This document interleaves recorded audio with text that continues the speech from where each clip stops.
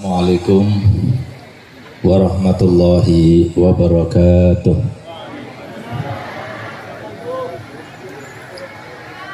Alhamdulillah rabbil alamin. Wassalatu wassalamu ala asyrafil anbiya'i wal mursalin Sayyidina wa habibina wa syafi'ina wa nuri qulubina Muhammad Habibi rabbil alamin wa imamil ghurril muhajjalin wa ala alihi wa sahbihi ajma'in. Subhanaka la ilma lana illa ma 'allamtana innaka antal alimul hakim. Rabbi shrah li sadri wa yassir li amri wa hlul 'uqdatam min lisani yafqahu qawli, amma ba'du. Para habaib, para alim ulama, khususnya Mudirul Ma'had Darul Dakwah Abuya Al-Habib Zain bin Habib Hasan Baharun, begitu pula para habaib yang lainnya.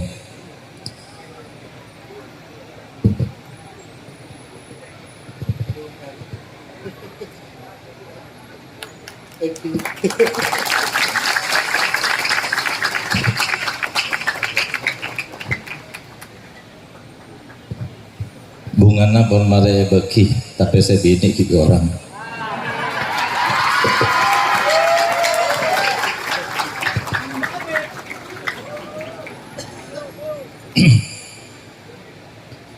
Alhamdulillah,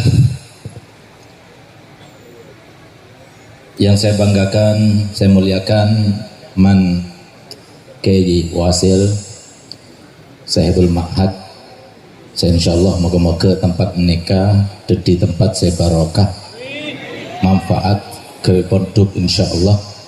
Saya dedi jariah untuk Kiai Wasil dan keluarga serta Kiai Muhammad dan semua para kiai yang tidak lain, mereka itu adalah man saya, karena beliau adalah dua misan dari ibu saya. Dan semoga beliau panjang umur, sehat walafiat, dimudahkan segala urusan.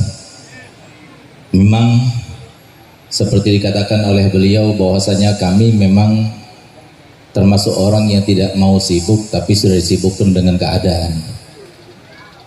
Banyak janji, banyak pula undangan, tapi karena yang undang paman saya sendiri, ya kita harus datang ke sini, mau tidak mau. Sehingga Abu Habib Zain memerintahkan kami untuk memfokuskan dan menjadikan hari Jumat ini kosong untuk kita datang ke sini jauh-jauh. Semoga kedatangan kami tempat ini menjadi sebab insyaallah kami yang termasuk melaksanakan silaturahmi, sehingga insyaallah kita semuanya mendapatkan barokah daripada majelis ini, pulang semuanya dalam keadaan dipanjangkan umurnya.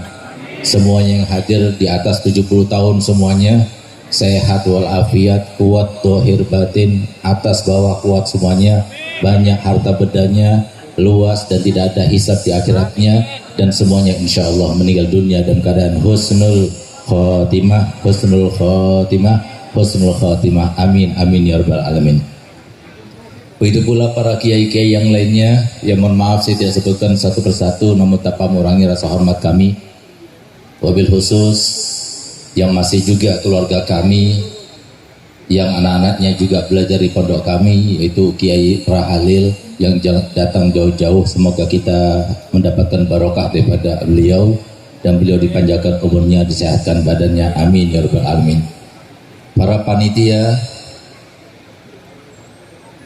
para banser, dan semua yang mengatur parkir dan sebagainya, yang insya Allah paling banyak pahalanya. Para hadirin hadirat yang dimuliakan oleh Allah.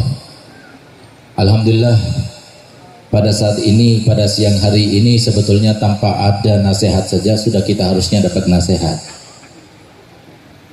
Karena keadaan sekarang yang ada sama kita itu panas sekali, sehingga ibu-ibu sibuk pegang kipas mengipasi dirinya masing-masing. Begitu pula bapak-bapaknya.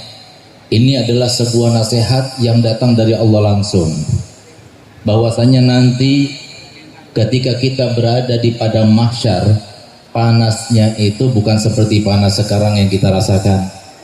Yang dikatakan oleh para mufassir bahwasanya panas yang sekarang kita rasakan Akibat terik matahari itu, mataharinya itu berada di langit yang keempat. Padahal nanti ketika kita di padang mahsyar, kata Nabi Muhammad, matahari itu di atas kepala kita 1 mil. Mereka berkata bahwa 1 mil itu ada 2 pendapat. Yang pertama 1 kilan. Ada yang mengatakan 1 mil itu 2 kilo kurang seperempat. Bayangkan kalau matahari cuma di atas kepala kita, ataupun cuma 2 kilo di atas kepala kita, bagaimana kira-kira panasnya. Itu yang akan terjadi. Dan semuanya akan menjalani itu kecuali mereka yang berada di dalam naungan-naungan yang tidak ada naungan kecuali naungannya Allah dan Rasulnya Muhammad SAW. Semoga sebagaimana kita pada siang hari yang panas ini kita datang, meninggalkan rumah, meninggalkan tempat yang nyaman, meninggalkan waktu yang harusnya kita gunakan untuk istirahat, kita datang ke tempat ini. Semoga nanti di pada masa kita diberikan tempat yang VIP, tempat yang penuh dengan AC, udaranya sejuk, berkumpul dengan orang soleh, berkumpul dengan para aulia. Amin, amin ya rabbal alamin. Masyaallah muslimin wal muslimat rahimakumullah. Kalau kita melihat kepada rahmatnya Allah kepada kita sangatlah luas, sehingga karena luasnya rahmat Allah Ta'ala tidak ada seorang pun di antara kita yang boleh memvonis orang lain bahwasanya ini orang yang fasik pasti masuk neraka, ini adalah orang yang paling jauh daripada rahmatnya Allah. Tidak boleh, itu adalah haknya Allah, prerogatif.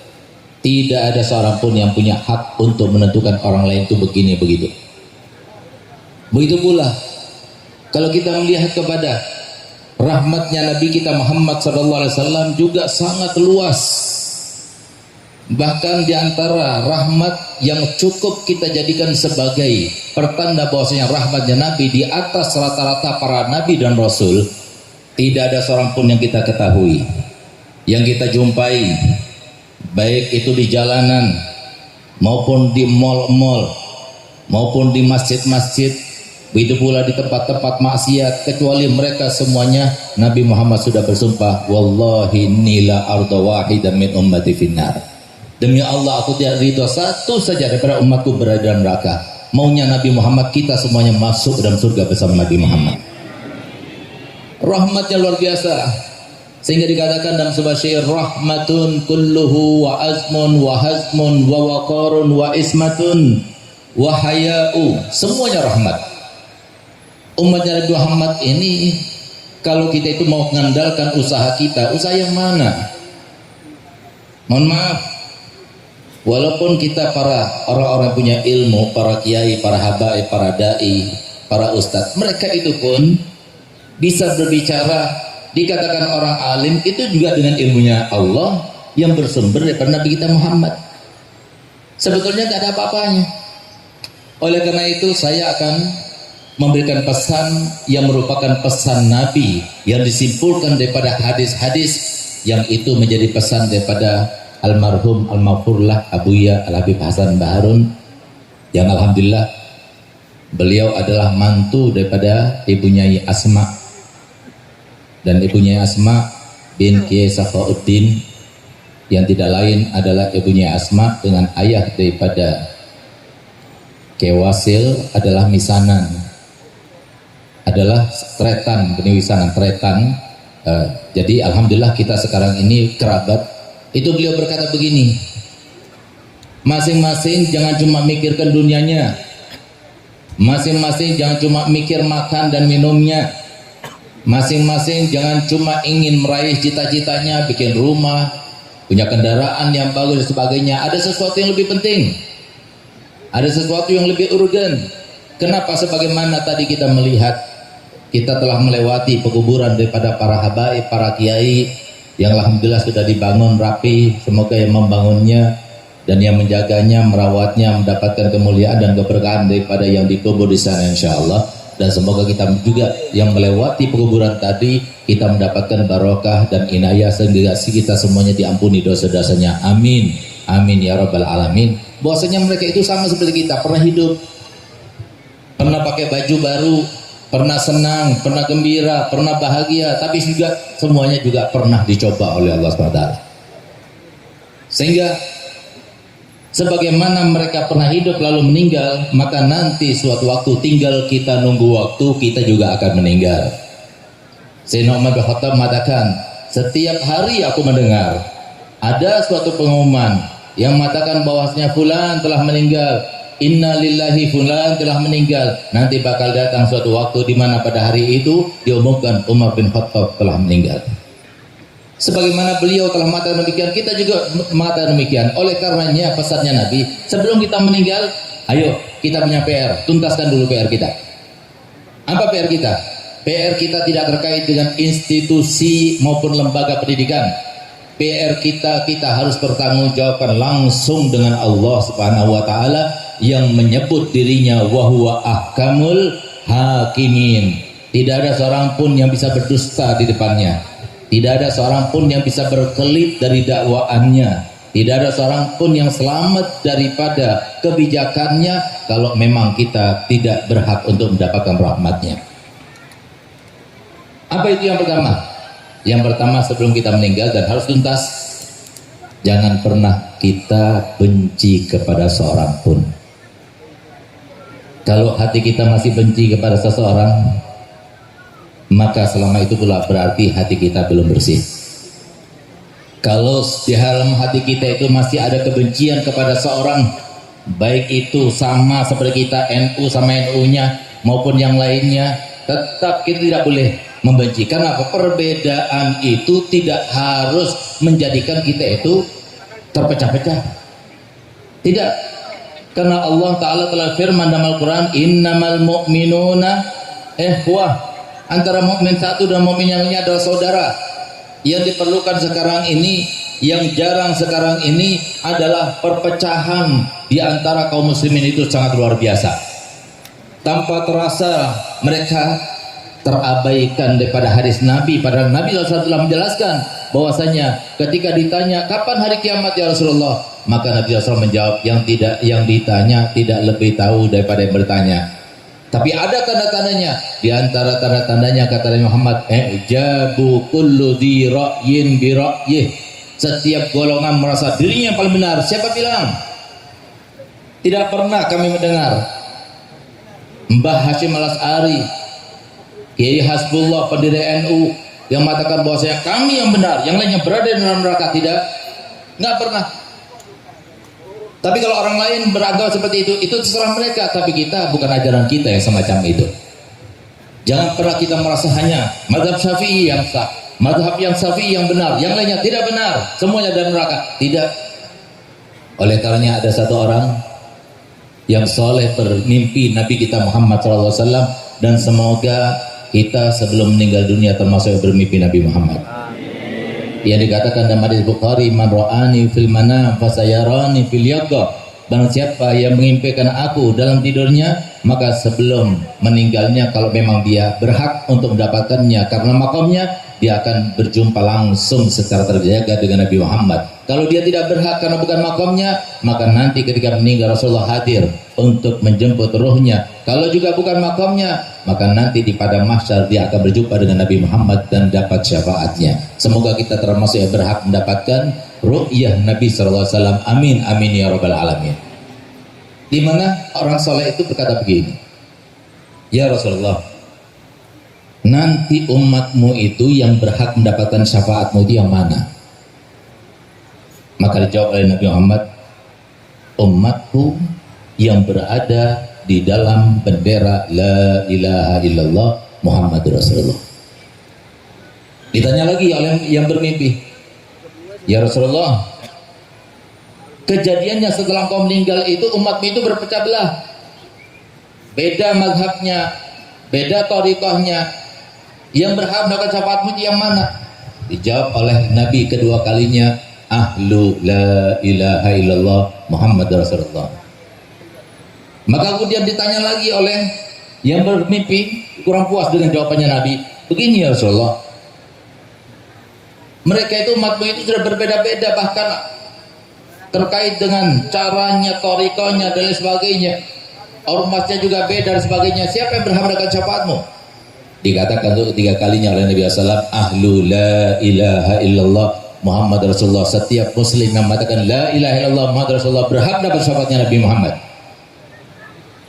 Maka keempat kalinya ingin bertanya lagi, ingin supaya diperinci. Mungkin yang bermimpi itu NU, maksudnya hanya NU gitu yang dapat syafaatnya Nabi. Tapi apa kata Nabi Muhammad? Begitu dia bertanya lagi, maka Nabi SAW meletakkan tangannya di mulut orang yang mau bertanya itu. Lalu apa katanya? Engkau ingin aku mengharamkan syafaatku kepada sebagian umatku? Tidak, syafaatku untuk seluruh umatku.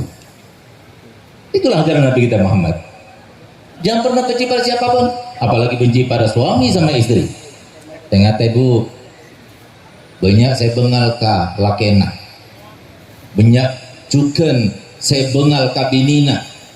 Bahkan baru-baru ini ada sebuah penelitian yang membuat kita geli dan tertawa. Dan untungnya tidak dilaksanakan di Indonesia dan semoga tidak sama hasilnya kalau di Indonesia. Ini dilakukan di Eropa, di mana ada 1000 pasangan suami istri yang diteliti dengan satu pertanyaan saja penelitiannya. Apa itu? Kalau harus ada yang meninggal di antara kalian berdua, siapa yang meninggal? Subhanallah, 99% istri memilih suaminya mati dulu. Tapi subhanallah, 80% daripada laki-laki itu berkata bahwasanya biarkan saya mati, jangan istri, karena istri itu diperlukan oleh anak-anak untuk menjaga mereka dan sebagainya. Masya Allah, orang laki ya, pantesan orang laki lebih banyak di surga dan pantesan perempuan lebih banyak di neraka. Nggak payah, nggak percaya, coba lihat nanti.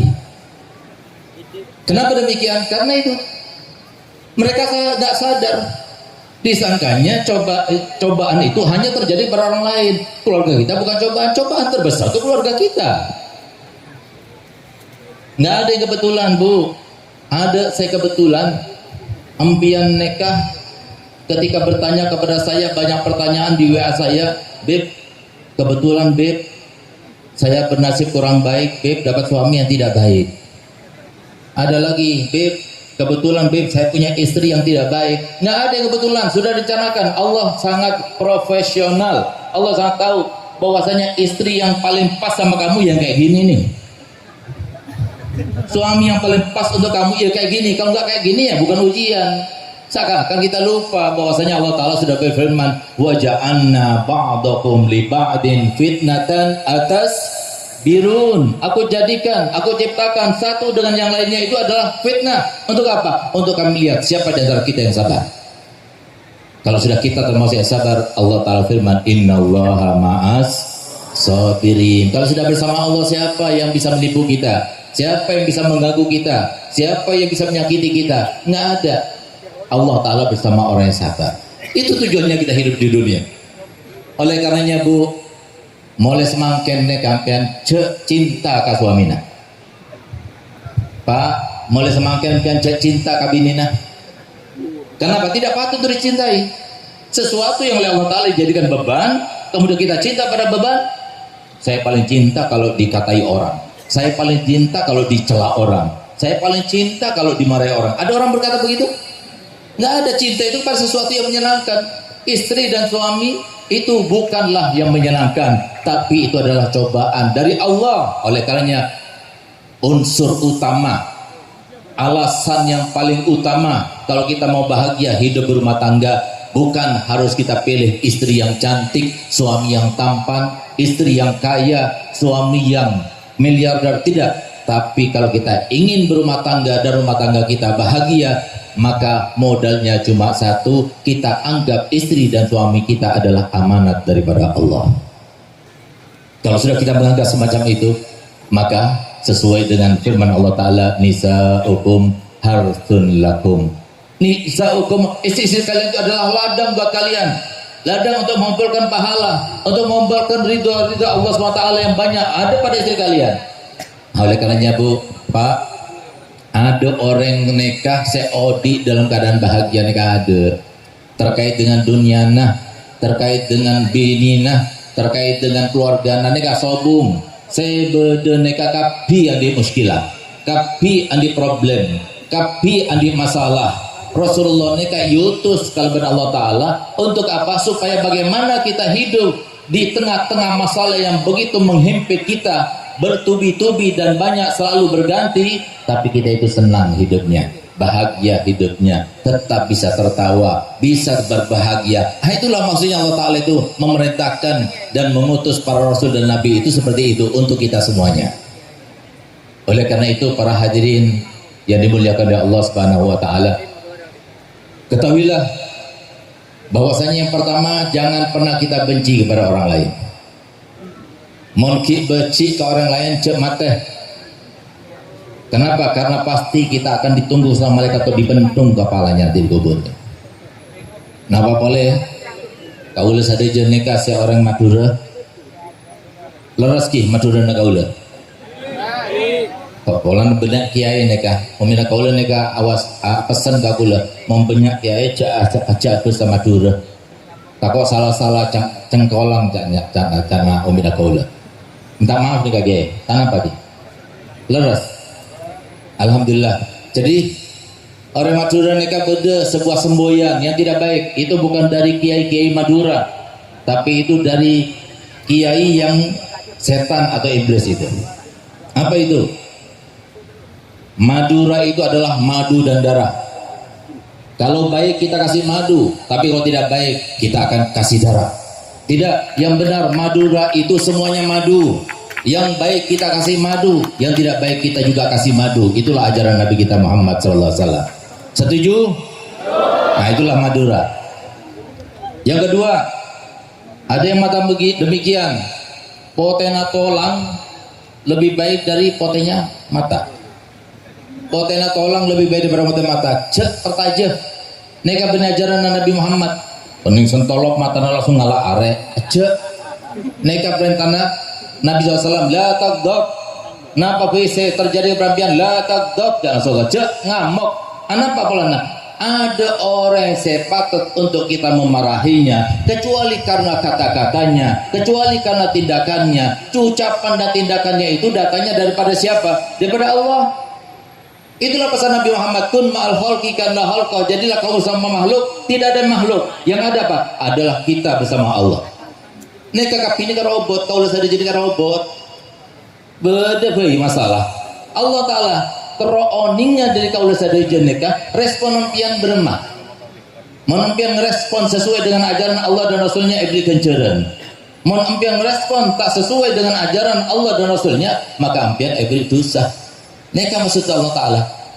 Neka saya pertama. Saya kedua, saya nomor dua, PR kita yang harus tuntas sebelum kita meninggal. Jangan pernah merasa lebih baik dari satu orang pun.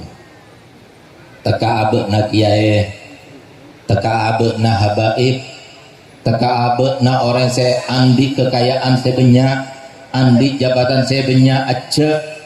Kenapa? Merasa lebih baik dari situng orang, neka berarti jauh dari rahmat Allah SWT. Boleh ingat kepesana abana kaulah. Abang kaulah ni kaca bu amaton dan neka segap dari semangken sampai empian mate, cek pernah arasa, cek pernah beranjak dari titik nol. Ahlan wa sahlan, Kiai Rahalil, ahlan wa sahlan.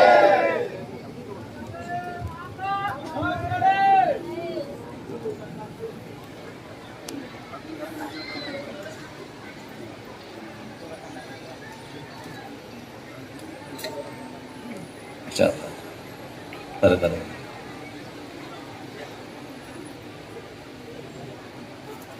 Ya marhaba, ahlan wa sahlan, ya marhaba.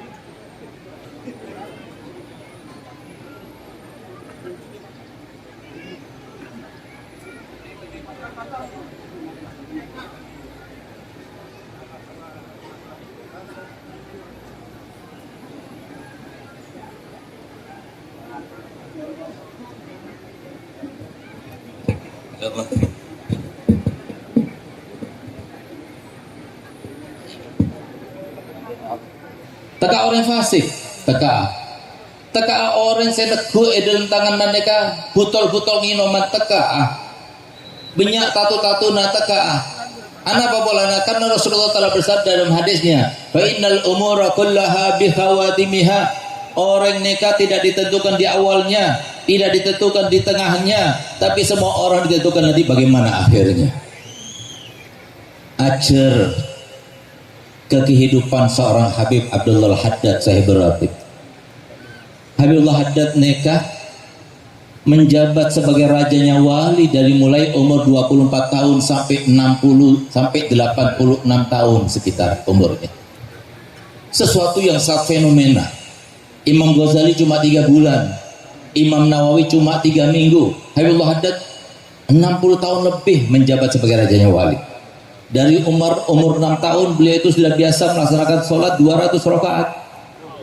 6 tahun sudah hafal Quran. Ketika dia sakaratul maut, maka beliau itu berkata begini, seingatku terlintas dalam hatiku untuk berbuat makruh pun tidak pernah, apalagi terlintas berbuat haram. Seingatku terlintas untuk meninggalkan satu sunnah pun tidak pernah, apalagi sampai meninggalkan kewajiban. Tapi bagaimana beliau mengatakan di dalam syair-syair terakhirnya, tafidu uyuni biddumu'i sawakibi wa malila aki ala khairin zahibi, telah mengalir air mataku dengan air mata yang bercampurkan dengan darah. Bagaimana saya tidak akan menangis? Karena banyak waktu-waktu yang telah terbuang dari kehidupanku ini, aku tidak mengisinya dengan kebaikan. Siapa yang pantas untuk menangis? Habibullah Haddad yang membuat ratib, Habibullah Haddad yang memenuhi waktunya dengan kebaikan, tapi beliau tidak merasa bahwasanya dirinya itu patut untuk mendapatkan rahmatnya Allah Subhanahu wa taala. Apa kata saya punya abah? Nanti segar kalau ente jadi ahli pidato, orang senang mendengar pidato kamu. Ingat, itu bukan karena kamu sama sekali, tidak. Itu karena Allah memanjakan kamu dengan kebaikan. Itu karena Allah mungkin mengabulkan hajat dan doa orang tua kamu sehingga engkau diberikan kemuliaan seperti itu. Atau mungkin karena doa guru kamu, tapi sama sekali bukan kamu. Kalau seumpama Abi ingin buktikan pada kamu bahwasanya itu semuanya sama sekali bukan karena usahamu, bukan karena upayamu, bukan karena hebatnya pidatomu. Abi mau tanya, ya Bi, yang membuat kamu itu pintar berbicara di atas mimbar itu siapa? Saya jawab, Allah. Yang memberikan kamu itu ilmu sehingga kamu bisa berbicara di atas mimbar itu siapa? Saya jawab, Allah. Yang membuat mereka itu mau datang mendengarkan khutbah kamu itu siapa? Saya jawab, Allah. Yang memberikan hidayah kepada mereka sehingga mereka berubah itu siapa? Saya jawab, Allah. Lalu apa kata saya punya apa? Lalu kontribusi kamu itu apa? Ya ada, kita datang kepada Allah. Jangan merasa lebih bagus dari siapapun. Kaula sadeja nikah, terutama kaula nikah, sangat perlu kadoan empian sadeja. Mun empian merasa andi iman, empian doa aki kaula juga doa aki empian. Ada saya bisa memastikan bahwa kita selamat atau tidak kecuali Allah. Amal kaula sadeja saya emas, saya bisa terima bi Allah. Alhamdulillah kalau di karangan sebanyak 6 lekor karangan tersebar eka makam saya bisa saya pasti terima Allah Ta'ala. Alhamdulillah kalau dakwah eka makam saya bisa pasti terima bi Allah Ta'ala. Hanya mengharap rahmatnya Allah Subhanahu wa Ta'ala ada selena rahmat Allah datang ke tempat-tempat sendak nikah hanya habis kaki memandang wajah habaib. Itulah yang kita harapkan dengan semacam ini, ya Allah. Semoga nanti tatkala kita meninggal dunia dapat Engkau merahmati dan meridai kami. Itu yang bisa kita harapkan, tidak ada yang lain. Oleh karena jangan pernah merasa lebih baik dari satu orang pun. Dan cukup kata saya punya apa?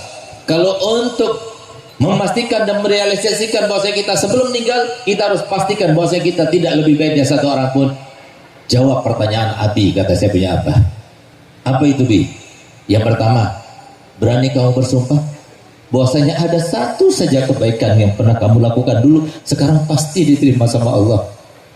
Saya jawab, saya tidak berani. Pertanyaan kedua, berani kau bersumpah? Ada satu saja dosa yang pernah kamu lakukan dulu, sekarang sudah pasti diampuni Allah Ta'ala. Ada? Berani kau bersumpah? Saya nggak berani. Lalu atas dasar apa kita merasa lebih baik dari satu orang pun? Allah sama sekali tidak pernah merasa penting dengan ibadah kita. Allah sama sekali tidak pernah merasa penting dengan dosa kita. Allah Ta'ala melalui lisan mulia Nabi Muhammad SAW di dalam hadis qudsinya beliau katakan, "Lau anna awwalakum wa akhirakum wa insakum wa jinnakum ala afjari rajuli wahidin minkum mana qazadzalika mimma indi syai'a." Kalau seumpama kalian semuanya jadi orang-orang yang paling jahat di muka bumi, semuanya seperti Fir'aun, nggak bakal berkurang sedikit daripada kemuliaanku. Sebaliknya, kalau seumpama kalian semuanya dari awalnya sampai akhirnya, manusianya dan jinnya, semuanya seperti orang yang terbaik di muka bumi ini, yaitu Nabi Muhammad, tidak akan menambah sedikit pun daripada kemuliaan Allah. Innama hiya a'malukum usihalakum. Saya kaula teroneka debuna Allah Ta'ala, kaula neka teroninga. Ampian neka merasa dedih hamba, napa ampian neka merasa dedih Tuhan. Ampian neka Allah saya beri paparan sadejeuna neka Allah. Napa saya melekat kaula sadejeuna neka Allah saya memareng. Ada saya patut imbang lagi. Oleh karenanya ayo mulai semakin cek pernah nengku orang lain lebih baik daripada kita. Yang ketiga, kita harus rahmat kepada siapapun, dan itu adalah tanda keimanan. Sebagaimana Allah Ta'ala firman, innamal mu'minuna ikhwah. Rasulullah SAW bersabda, irhamu man fil ardi yarhamukum man fis sama. Rahmatilah, sayangilah, kasihanilah semua yang di muka bumi, mau itu keluarga kita, mau bukan keluarga kita, mau itu manusia, mau itu hewan, mau itu jin, semuanya kita sayang. Itulah tanda kalau sudah kita mau menyayangi mereka, berarti Allah juga akan menyayangi kita. Tapi kalau sudah sifat rahmat dicabut dari hati kita, kita melihat orang lain, bukannya kita itu mengasihi, tapi kita memusuhi, bahkan kita mengotak-otakkan mereka, bahkan kita memfasik-fasikkan mereka, bahkan kita mengkafir-kafirkan mereka. Apakah ada sifat rahmat dalam hati yang semacam ini? Coba lihat bagaimana Nabi kita Muhammad. Nabi kita Muhammad ketika berdakwah ke Taif, dan alhamdulillah hadas selalu mengatakan, hendaknya para dai, para alim, mereka para ustadz hendaknya pakai filsafatnya Nabi Muhammad di dalam dakwahnya. Apa itu? Lihat bagaimana Nabi Muhammad. Beliau berdakwah, dia jalan dari Makkah pergi ke Taif untuk apa? Untuk menemui kerabat-kerabat daripada keluarganya, ayahnya di sana yang ada. Mungkin mereka di sini di Makkah tidak menerima saya, di sana bisa menerima saya. Tapi ternyata disurati dulu oleh pentolang-pentolang Quraisy, sehingga begitu Nabi Muhammad datang ke sana belum berbicara, belum berakhlakul karimah, tiba-tiba sudah dilempari dengan batu-batu, sampai Nabi SAW kalau semua tidak diperintahkan oleh Zaid bin Harithah yang bersama beliau, ya Rasulullah ayo lari, gak bakal lari Nabi Muhammad, sehingga beliau lari. Begitu masih lari, walaupun beliau sudah lari, tapi tetap dikejar, dilempari dengan batu. Di saat beliau itu dilempari oleh batu, dikejar-kejar, masih sempat beliau itu berhenti untuk mengusap darah yang akan mengucur dan jatuh ke tanah. Sehingga Sayyidina Zaid bin Harithah mengatakan, ya Rasulullah, jalan terus, lari terus, tanpa kita itu tersedat-sedat, tambah banyak lemparan akan sampai kepada engkau ya Rasul. Apa jawaban beliau? Tidak, aku tidak akan biarkan darahku akan menetes di muka bumi. Kalau sampai darahku menetes di muka bumi, maka Allah pasti akan memberikan bala kepada umatku. Aku tidak mau mereka mendapatkan bala. Allahumma firli qaumi fa innahum la ya'lamun. Ya Allah, ampunilah dosa-dosa mereka, sesungguhnya mereka itu tidak tahu. Di saat itulah kemudian setelah aman Nabi Muhammad datang mereka Jibril dengan geramnya, marahnya, dia berkata bahwasanya Allah menetapkan saya dan penjaga, malaikat penjaga gunung-gunung ini untuk mematuhi perintahmu. Kalau kau mau, gunung-gunung di sekitar Taif ini akan diangkatnya, dibenturkan di atasnya supaya mereka semuanya binasa, karena sungguh Allah murka kepada mereka. Kalau kau mau, aku akan angkat tempat mereka berada. Aku angkat sampai ke tengah langit. Lalu aku akan kembalikan dalam keadaan terbalik seperti aku lakukan kepada kaum Lut. Kalau kau mau. Tapi Nabi Muhammad mengatakan, la ya Jibril, fa inni lam ub'as la'anan wala sababan. Allahumma firli qaumi fa innahum la ya'lamun. Tidak Jibril, aku tidak mau terjadi semacam itu kepada umatku. Aku diutus kepada mereka sebagai rahmat, bukan sebagai laknat, bukan sebagai sebab untuk mereka itu azab. Tidak. Subhanallah, Jibril dari saking cintanya kepada Muhammad, geramnya, marahnya, masih saja memaksa Muhammad untuk supaya mendoakan mereka dengan tidak baik. Diangkat tangan dari Muhammad. Lalu Nabi Muhammad berkata, dan hendaknya kita semuanya, para dai, para alim, mempunyai filsafat semacam ini seperti dasar Nabi Muhammad. Apa itu Muhammad? Malam yakun bika alayya ghadabun fala ubali. Yang penting kau tidak murka padaku ya Allah. Aku tidak ridha, aku tidak peduli apapun terjadi padaku. Walaupun aku berdarah-darah, yang penting kau rujuk kepadaku. Selebihnya aku tidak peduli. Harusnya kita melihat mereka semua seperti itu. Malam minggu kita lihat anak-anak muda. Siapa mereka? Anak kita. Mereka berpacaran dan sebagainya. Apalagi sampai berjurus kepada perzinahan. Yang dikatakan Nabi Muhammad, al-imanu sirbalun yusarbiru man sya'a min qalbi ibadih fa idza syaribal khamra aw zana nuzi'a sirbal iman min qalbih. Iman itu adalah sebuah bungkus yang digunakan oleh Allah Ta'ala dalam hadis seorang. Kalau sudah orang itu kemudian berzina dan minum khamr, Allah akan cabut pakaian keimanan. Mereka itu adalah anak kita. Selamatkan, jangan biarkan. Mereka itu adalah anak kita, bukan anak orang. Itulah sifat yang diperintahkan oleh Nabi SAW untuk irhamu ma fil ardi yarhamukum ma fis sama. Dan yang keempat, yang terakhir, sebagaimana Nabi SAW telah memastikan PR-nya sudah tuntas, untuk supaya kita siap-siap meninggal nanti adalah bagaimana Nabi SAW bersabda, khairukum li ahlih wa ana khairukum li ahlih. Kalian harus pastikan sebelum kalian meninggal, kalian itu untuk tahu bahwa kalian itu adalah terbaik sisi Allah, adalah kalian terbaik bagi keluarganya. Kalau sudah istri kita mengatakan kamu adalah suami yang terbaik, kalau sudah istri kita, kalau sudah suami kita mengatakan kamu adalah istri yang terbaik, kalau orang tua kita mengatakan kamu adalah anak yang terbaik, kalau saudara kita mengatakan kamu adalah saudara yang terbaik, kalau anak kita mengatakan kamu adalah ayah dan ibu yang terbaik, kalau kerabat kita mengatakan kamu adalah kerabat yang terbaik, kalau tetangga kita mengatakan kamu adalah tetangga yang terbaik, berarti kita terbaik sisi Allah. Sebagaimana Nabi Muhammad telah memastikan aku yang terbaik di antara kalian. Ayo sama-sama, kesempatan jemaah sekali, kita semua tergantung kepada rahmat Allah. Jangan tinggalkan sholat 5 waktu.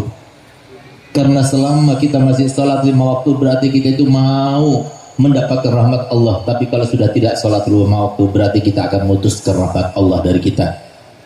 Oleh karena kita mohon pada Allah Ta'ala, semoga berkatnya para kiai, para habaib tidak keluar tempat ini kecuali semuanya merasa yakin bahwa saya hidup di dunia bukan untuk orang lain. Hidup di dunia untuk diri kita sendiri. Jangan tergantung pada suami, jangan tergantung pada orang tua, jangan tergantung pada siapapun juga. Tapi ketika kita meninggal, kita sendiri akan dilahatkan. Ketika kita meninggal, kita sendiri akan ditanya oleh malaikat Munkar Nakir. Ketika kita nanti dibangkitkan lagi, kita sendiri akan ditanya oleh Allah Ta'ala di hisab kita. Minta kepada Allah Ta'ala semoga kita termasuk yang selamat. Minta kepada Allah Ta'ala semoga kita termasuk yang meninggal dalam keadaan husnul khatimah. Ya Allah, memang benar kami termasuk orang yang paling banyak dosanya. Sebagai anak kami banyak di antara kami yang durhaka pada orang tuanya. Berapa banyak di antara kami yang membuat jengkel orang tua, membuat jengkel saja orang tua, membuat tertegun saja orang tua, membuat galau saja orang tua. Dikatakan oleh para ulama itu sebagai kedurhakaan pada orang tua. Kami sering melakukannya ya Allah. Berapa banyak di antara kami istri-istri yang tidak baik kepada suaminya. Berapa banyak suami yang bentak-bentak kepada istrinya, berkata tidak baik kepada istrinya, padahal semuanya kata-kata akan dipertanggungjawabkan oleh Allah Ta'ala. Ya Allah, kami datang ke tempat ini dengan banyak kezaliman yang kami lakukan, tapi yang melintaskan kami untuk berdoa di tempat ini yang melintaskan kami untuk datang ke tempat ini, yang memberikan kekuatan dan kenikmatan untuk kami datang ke tempat ini berkumpul dengan para kiai, para habaib adalah Engkau ya Allah. Engkau pula yang mengatakan wa rahmati wasi'at kulla syai', rahmatku akan meliputi semua segala sesuatu. Ya Allah, kami berdoa dan isi doa kami adalah Engkau yang melintaskannya. Ampunkan dosa-dosa kami ya Allah, ampunkan dosa-dosa kami ya Allah. Kalau bukan Engkau yang mengampuni, kalau bukan Engkau yang mengabulkan doa kami, kalau bukan Engkau yang merahmati kami, siapa lagi yang merahmati kami ya Allah? Kalau bukan sekarang kami berdoa, kapan lagi ya Allah? Sementara kami tidak tahu sampai kapan umur kami. Ya Allah, sebagaimana Kau telah berikan kesempatan kami berdoa kepadamu ya Allah, maka ya Allah kabulkanlah, sempurnakan nikmat itu dengan Kau kabulkan, sehingga tidak ada seorang pun di antara kami yang keluar kecuali semua dosanya diampunkan, hajatnya dikabulkan, hatinya disembuhkan, penyakit zahirnya juga Allah sembuhkan. Ya Allah, berikan kami keyakinan dalam kehidupan ini. Hidup ini memang dengan kehendak Allah, bukan dengan kehendak kita. Perintah Allah untuk kita melaksanakan dan merasakan bagaimana torehan takdirnya Allah itu semuanya rahmat untuk kita. Tujuannya tidak ada lain. Kalau kita menghadapi yang tidak baik, kita ingin diberikan pahalanya, kita ingin diberikan ridho dan derajat yang tinggi di sisinya, kita ingin dilebur dosa-dosanya. Ya Allah, biarkan kami merasa itu semua ya Allah, sehingga kami mau bersabar, kami mau menjalani tanpa menzalimi orang lain. Walaupun kami bersabar, bukan berarti dengan sabarnya kami akan menyebabkan orang lain itu bertambah kezalimannya, karena Nabi Muhammad telah bersabda, innal birra la yabla waz zamba la yunsa wad dayyan la yamut fa'al masyita fa kama tadinu tudan. Yang kebaikan tidak mungkin sirna, yang dosa tidak mungkin dilupakan, pasti dicatat. Yang Maha menuntut balas selalu ada mengawasi. Ya Allah, jadikanlah kami termasuk yakin, tidak perlu kami yang membalasnya, tapi kebaikan, berikan kami kemampuan untuk membalas kebaikan. Tapi ketika keburukan, biarkan kami melihat yang memberikan keburukan bukanlah orang itu, tapi Engkau yang berkehendak kepada kami dan kebaikan. Engkau yang ingin mengangkat derajat kami, Engkau yang ingin menghapuskan dosa kami, Engkau yang akan memberikan pahala kami ya Allah. Biarkan kami tidak keluar tempat ini kecuali Kau pastikan kami tidak ada seorang pun di antara kami kecuali pasti memandang wajah Nabi Muhammad nanti pada mahsyar. Yang dikatakan Nabi Muhammad, barang siapa nanti di pada mahsyar tidak memandang wajahku, maka dia tidak akan masuk dalam surga. Ya Allah, Engkau sudah haramkan kami tidak bisa memandang wajah Muhammad di dunia ini.